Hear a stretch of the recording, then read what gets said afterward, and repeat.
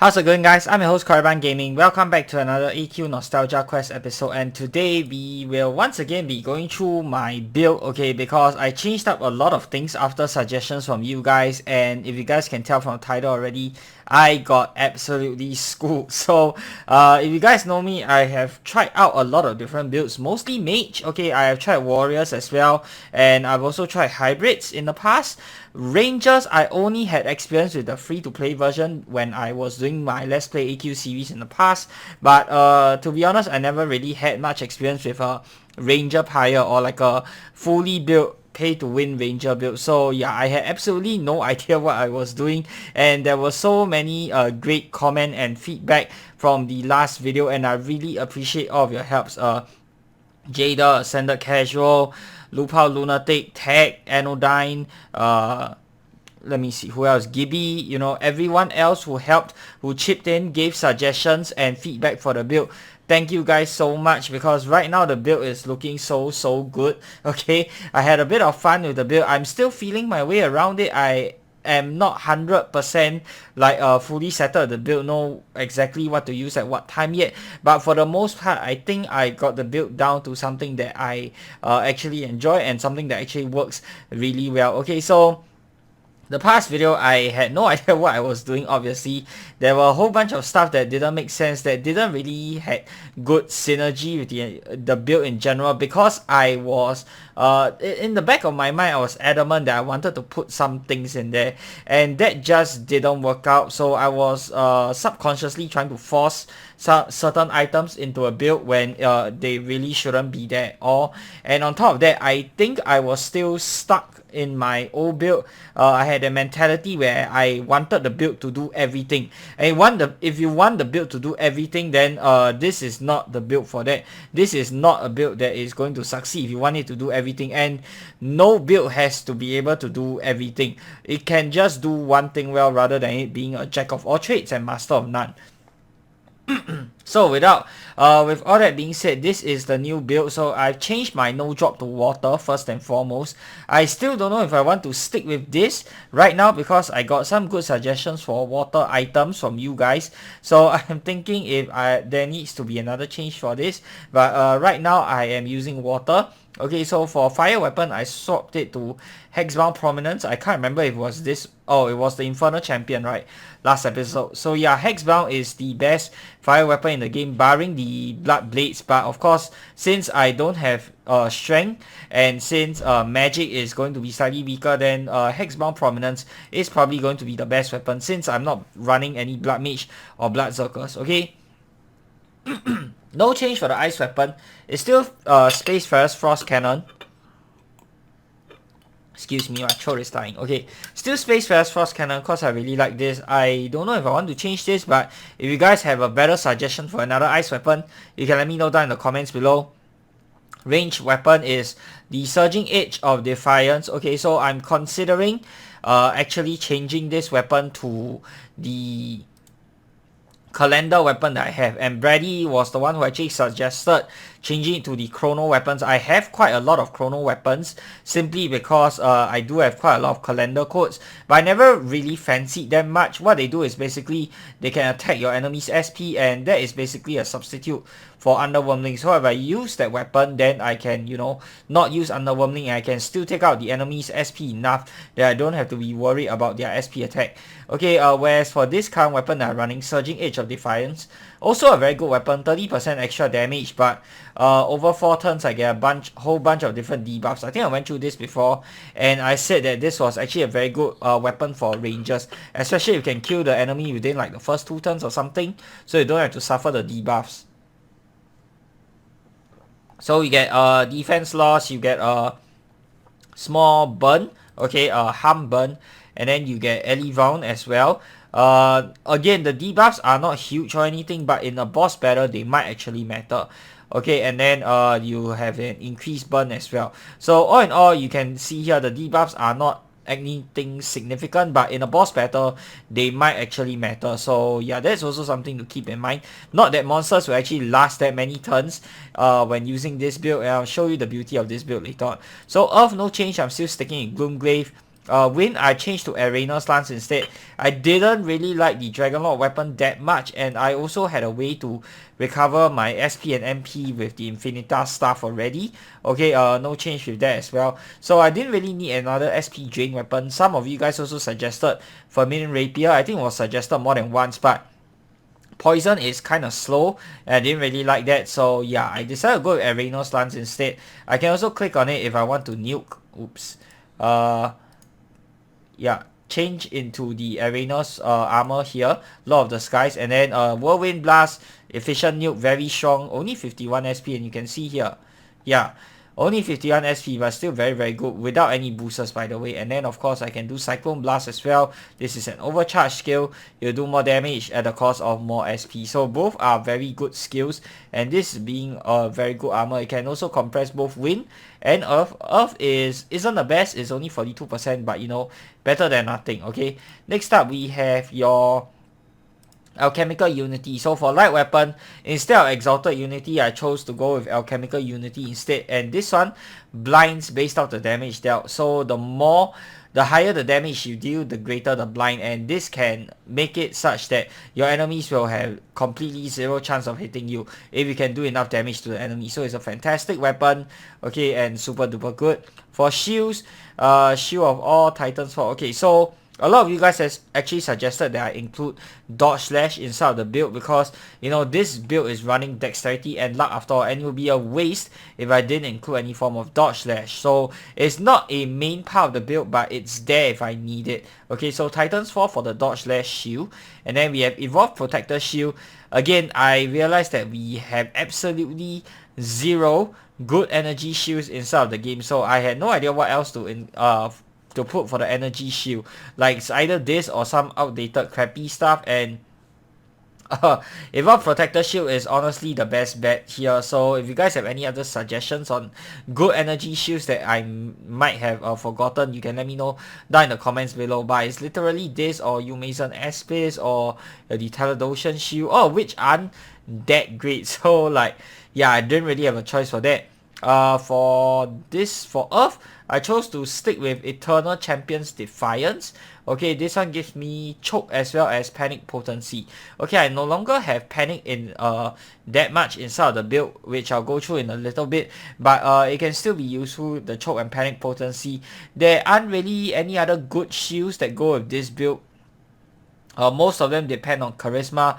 There's I think there was the Tower Shield or something that reduces your damage that you take by like 9% or something like that without depending on any stats whatsoever.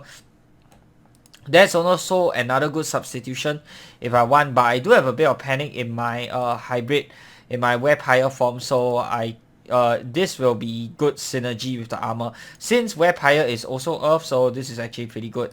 Next up, we have your Lost Talent Tower. So this is my compression shield. Compress Wind, Ice, and Light. So this one compress 3 elements. Very, very useful. Okay, I need this mainly for my Wind defense and my Ice defense because I'm carrying a utility shield here called Tropo Shield for the Elivound, and Elivound is super duper strong. This is like the modern CIT. I already went through this last episode, so no change for this one. Very good. Strawberry Shield Cake, also no change. Super versatile shield. I can click on it. Come on, I can click on it. Yeah, damage reduction shield, imbue, bait, charisma, crit, or celerity. So very nice shield. It does take a bit of charging, but you know, all in all, it only takes how many? I can't remember how many it does. Oh, you can't charge against a lower level monster, but yeah. Anyways, the charging doesn't take a long time if you use the big option. So there's that, and then there is also Lunar Eclipse Shield. Again, there aren't really any other good darkness shields out there that isn't Warrior. Okay, so obviously for warriors, you want to run the Eclipse Dragonlord's Will shield. That's your best shield out there since it scales off strength.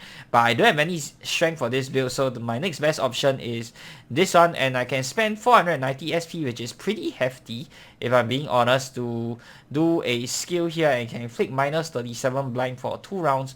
This has decent synergy with dodge slashing, but I wouldn't really use this. I'm only using this because I don't have any other options. Again, if you guys can think of something good, then let me know down in the comment section below. For armors, okay, Wildfire no change, Ultra Guardian Robes no change, Fire. Oh my god, this is an absolutely insane armor. I have no idea why I didn't discover this sooner, but I can toggle it between a fully defensive mode that gains a barrier when hitting burning foes. Nobody really cares about that. Okay, and this, the second mode, Wildfire, fully offensive mode, locking my attacks to range fire with bonus damage against burning foes. And you can see just how freaking ridiculous this is. Give me a moment. How do I turn this off? Okay, range damage. Okay, now blind. Okay, so I have the Wildfire turned on, and without any boost, you can see here. Okay, I know this is not crazy, but you look at this. 5 rounds, minus 27 to hit, without any boosters whatsoever. Okay, if I do this with a boost, let's see. I can do last. I can do 2 rounds. Let's do 2 rounds of Time Killer. Okay, I'll go through the spells and the items later, just to show you how strong of a blind I can get with this.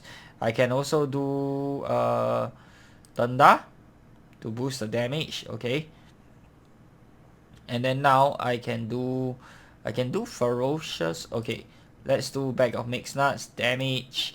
Yeah, the monster is definitely gonna die here. Okay, Combat Practice Trainer is dead meat for sure. Okay, so let's do Power Gauntlet, Crush, Ferocious Frostveil Crown, and look at this, guys. Just look at this. Holy crap. Minus 96. 5 rounds. Yeah, this guy is not ever gonna touch me. Look at it. Look at that crazy damage. Oh my god. This is probably my new favorite way to play. Like, it's just insane. The damage output you can get from Summer Dryad Raymond's probably one of the best fire armors for offensive rangers out there. I have no idea why I didn't discover that earlier. Okay, Ice Necro Cavalry. This is one of the best ice armors inside the game. No change. H series. I was debating between this as well as, what's the other one? I can't remember what's the other armor. What was the energy armor before this? Okay, I can't think of it momentarily, but the reason why I'm using this is for the efficient skill here, Missile Barrage. The second skill is technically useless to me since it locks attacks to melee energy, and because I have 0 strength, I won't ever use that. And then Missile Barrage, only 87 SP, and you look at the damage. 4 hits, about 500 damage, so that is actually pretty decent as well for very, very cheap cost. So I love that. On top of that, you get initiative bonus, which is very nice. Alright, next up we have your Fortune Thief. Okay, no change for this one. I can pair it with the Envy pet that I have here to boost the earth damage. One Bolt Fortune, another very cheap skill, cheap and efficient. And I can inflict both unlucky as well as blind on the foe, which is very nice and helps a lot with dodge slashing. Okay, next up we have our Sharab. Okay, so this is the go-to dodge slash armor for this build, and I can do so many different things with this armor. I already showcased this last episode, so I'm not gonna go through this again. Champion Holy Armor, no change because it is the best light armor in the game. And then for Darkness Armor, obviously no change. Necromancer, because it is the best Darkness Armor in the game. Next up for pets. I have Polala. Okay, if I want to burst, so I have the 4 burst spells here. I took out Seeing Red, so now I have Destruction Burst, Acere's Teleport, Booth, Arctic Tornado, and Creation Burst, covering all 8 elements for burst spells, so I can start the battle by bursting them this way, or I can use my Summer Dryad Raymonds. Either way works fine. I kind of prefer Summer Dryad right now, if I'm being honest, but if you really want to go like a full out damage, then what you should do is cast your spells first to get the burst damage in. Once you run out of MP, go back to Summer Dryad, and then probably 4 turns will have passed, so that you don't really get the reduced damage from the range from dexterity that much anymore. So then you'll be able to do even more damage with Summer Dryad. So yeah, it's just damage, and more damage. You burst with the spells, afterwards you switch back to your Summer Dryad for, you know, the consistent range damage, the ramping range damage, since it already has enough turns to ramp up. And then we have Lust, okay, to boost my fire damage. Very nice with Summer Dryad since it's locked to fire. And Envy for the earth damage. Envy, I don't know if I want to keep it since Fortune Thief's skill isn't really that strong of a nuke, but right now I don't really have a better option here unless I buy the Thunder package, which I have no plans on buying right now. But yeah, if I had the Thunder package, then I'll probably swap out Envy for Thunder. Okay, Other pets, underwhelming because I don't really know what else to put in here. If you guys have any other idea on what pets to put in here that aren't premium, feel free to let me know. So underwhelming, SP drain attack, because I'm currently not running the chrono weapon, so it's a nice way of draining the foe's attack, the foe's SP, sorry. But if I were to run a chrono weapon, then I can probably take out underwhelming and run something else. Fey Wanderer, I don't have creature 72 anymore, but what I can do is this, and this is even better. You can, okay, I'll show you guys here, because I can use Terror. It's actually a very cheap skill, usable once per turn. And you can see okay, so just one stack of that. Let's see how much I can heal without optical. 28644. Okay, not fantastic, right? Let's run optical right now, and then let's do Terror. Okay, now this is 2 stacks, but just okay. Let me just go out and try that again. Yup. Insane heals, okay, with optical. Don't even need creature 72, guys. It's built in with the Wildfire armor, and because it is quick cast, it's even better because I can use Wildfire. I can get the potency from the shield, and then on top of that, optical gives me another 10 status potency. So it's like 30 status potency, okay, for the monster to resist. This is only 131 MP and 98 SP, super duper cheap. And then I just attack normally. Let's see how much it heals with optical if I get lucky. 526223. Essentially, almost getting back all your resources if you're lucky enough to proc the lucky strike. So yeah, still super good even without creature 72, guys. That is just insane. Of course, I do need to wait 1 turn in order to get the resources back, but because this is quick cast, I can change to this quick cast panic, switch into something completely different, switch to a different shield, switch to a different armor. All I have to do is leave my Fey Wanderer pet out, leave the optical miscellaneous item out, and I'll still be able to reap the benefits of the heal. So that's how crazy it is. Comitoid Jelly for when I need, you know, HP healing instead, or if I want more consistent like MP or SP healing. So look at that. Yep, that will pretty much take care of all my healing needs with these 2 pets alone. Spotter Drake for the status potency as well. I guess I can do this. Yeah, this Spotter Drake also has potency, right? Yeah, 9.3 status potence. I got 10 status potence. I can do this for 20 status potence. Honestly, I don't even need that much status potence. If I'm being honest, there's no way the enemy can resist this.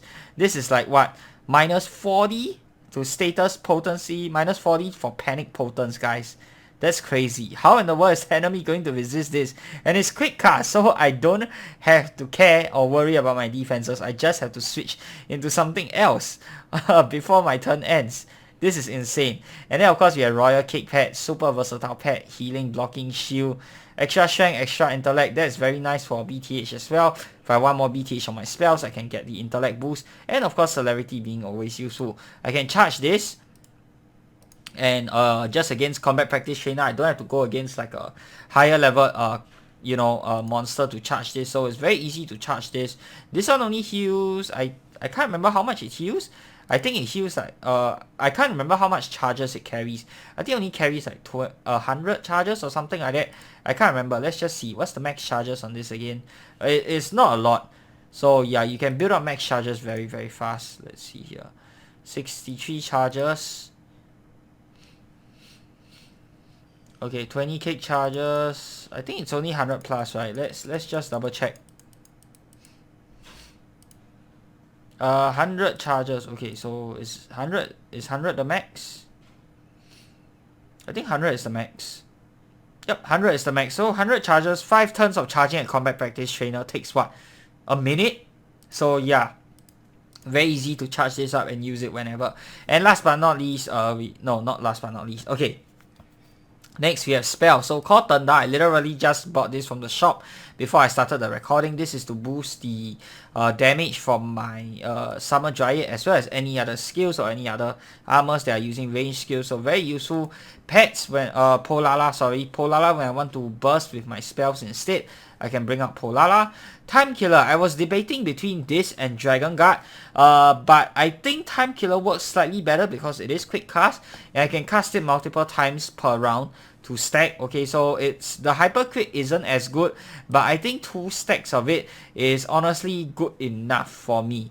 yeah, 2 stacks of this is honestly good enough for me. It's not as good as Dragon Guard, but it's good enough. Invincible Star, because it is the best defensive spell around, and Brady actually did suggest me to put in some form of choke, because choke is just super duper good. Okay, either through my Pale Skull armor, which I won from the donation contest, or I can also use a Mason form, which I have. Unfortunately, I couldn't find any space whatever to stick in like a choke armor here, so yeah, I think I will leave that out. And with Invincible Star, it should be more than enough for my needs. Okay, even while Invincible Star is on cooldown, I can still use my miscellaneous item, which I'll go through later on.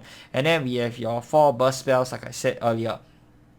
Okay, for items, not many big changes. Essence Orb, level 5 Essence Orb for maximum efficiency. Again, without 250 endurance, it does feel like my HP goes down very quickly, even when using the level 5 Essence Orb. So yeah, I guess I have to get used to not having literally unlimited resources with like 250 endurance and the level 5 version of Essence Orb. But you know, I can make it work. Pixel Eater for when I need some MP though. I don't know how useful this is, honestly. Maybe I might swap this out. Brady has been suggesting me to swap this out as well for something else. I don't know what to swap it out for. If you guys have any suggestions, feel free to let me know. Prime Chaos Orb, super duper versatile item. Definitely a must have because you know, I can just make the monster take any damage that I want it to be. I can make the monster weak to any element that I so choose, so this is very good. Shadow Feeder Pendant for the celerity every round if I want to. Nuke the monster without the monster even getting a turn, so this is nice. Power Gauntlet for the extra damage from the early round. Always nice. Bag of Mixed Nuts. So this one very good. I can boost my damage, or I can boost my defensive powers. If I want Dodge Slash, I can use Walnuts. If I wanted to, you know, take reduced damage, I can couple this with Invincible Star, or when Invincible Star is on cooldown, I can use Donuts as well. If I need to stun the monster, a lot of boss monsters nowadays, they have this mechanic whereby it does something special if you manage to stun them for a turn. They don't actually get stunned, but if you manage to stun them, then they'll lose some form of power or something like that. A lot of modern bosses nowadays have this mechanic, so it's nice to incorporate some form of stun into your build. So a Bag of Mixed Nuts, super duper versatile item, a must have to carry. Optical, honestly, I don't really have any pets that... I don't have much pets that will make a lot of full use out of this. But if I wanted to heal back my resources, then Committed Jelly or Fey Wanderer, couple of this is honestly enough to heal back everything. And I also have Infinitas Star. So all of this combined together, yeah, I can just heal back basically any amount of resources that I so choose. Okay, and then we have your... Last but not least, we have Ferocious Frostveil Crown, because this has good synergy with Time Killer. Time Killer doesn't give as much hyper crit as Dragon Guard, so this will work better with Dragon Guard. But with 2 classes of Time Killer, it's usually more than enough to take out any, you know, monster or whatever. So I'm going to show you guys. Okay, I'm going to burn up. I'm going to use 2 rounds of this, and I am going to use Power Gauntlet. Let's see here. Power, and then we have Mixed Nuts for the damage, and we also have Frostveil. No, okay, let's try and spam until our SP is gone. Okay, 149 left, guys. Okay, so I switch the staff over to range damage. Okay, range damage now. Pets, if I bring out my last pet, and then I will go into Summer Dryad. Shields, I can run Tropo Shield for extra damage. Skills, let's do Wildfire, and let's see, let's get back a bit of SP here. Make sure I have enough for Tropo Shield, and then I can run Ferocious Frostveil Crown. Okay, I think that is all the boosters, right, that I need. And then if I just attack, look at how much this heals. It's a full freaking heal. And then I swap to MP. Oops. Swap to MP, bring out Polala over here instead, and then I attack. Full heal.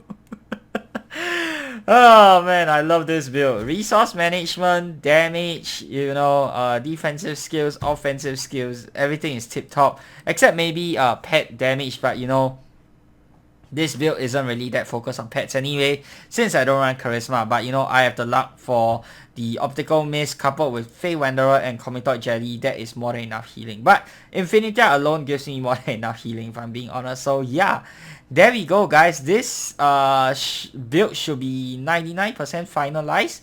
Okay, I really happy with the build in its current form. I don't really think there's any big changes that I want to make to it, but of course I'm still open to suggestions. Again, huge shout out to every single person who has helped to make this build possible, you know, who has given me suggestions on how to improve the build. I'm truly humbled, and I really this just goes to show that no one person inside the game knows everything.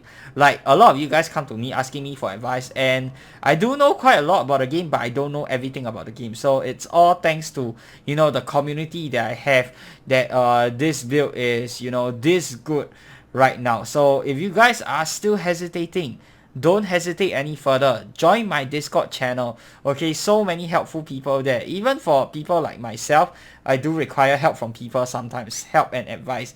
And the people there, they give amazing advice. So you can see how great this build is performing right now, and I hope you guys will enjoy the rest of this season's Nostalgia Quest with this build as much as I will. And yeah, that's going to do it for today's episode, guys. If you guys have any other suggestions, again, feel free to leave them down in the comment section below. And if you guys like this video, be sure to give it a thumbs up, and of course subscribe to this channel if you guys want to see more of such future content. Till the next time, I'm your host Korriban Gaming. Peace out.